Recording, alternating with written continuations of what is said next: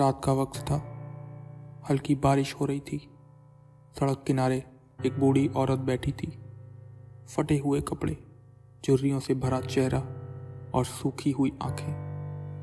पास में एक आदमी खड़ा था, अच्छी जैकेट पहने हुए, हाथ में छाता, मोबाइल पर किसी से बात कर रहा था।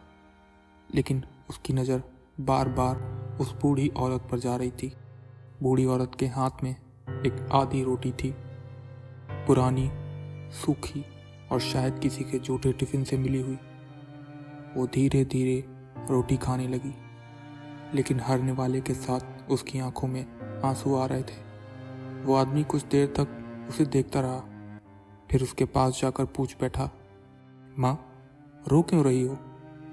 बूढ़ी औरत ने थरथराते होंठों से जवाब दिया, बेटा, ये रोटी मेरी नहीं है, ये मेरे बेटे की थी। आदमी चौंक गया।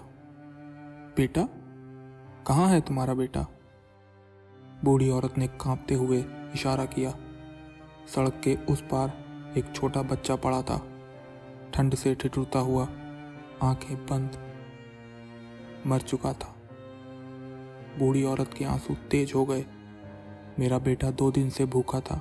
मैंने कहा था, बेटा तू खा ले, मैं बाद में खा लूँगी। लेकिन जब मैंने खाना लाकर उसके सामने रखा, तब तक बहुत देर हो चुकी थी। आदमी के हाथ से छाता गिर पड़ा, उसकी आंखें फैल गईं। बूढ़ी औरत ने अपनी आधी रोटी उसकी ओर बढ़ाई और कांपती हुई आवाज़ में कहा, साहब, मैं ये रोटी अब भी खा सकती हूँ, लेकिन क्या मेरा बेटा लौट आएगा?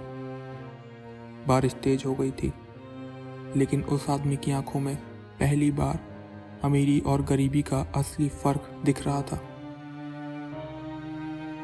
भूख से बड़ा कोई दर्द नहीं। अगली बार जब तुम्हारी प्लेट में खाना बच जाए तो याद रखना, कहीं कोई भूखा सो रहा है और हो सकता है वो सुबह तक जिंदा भी ना रह सके।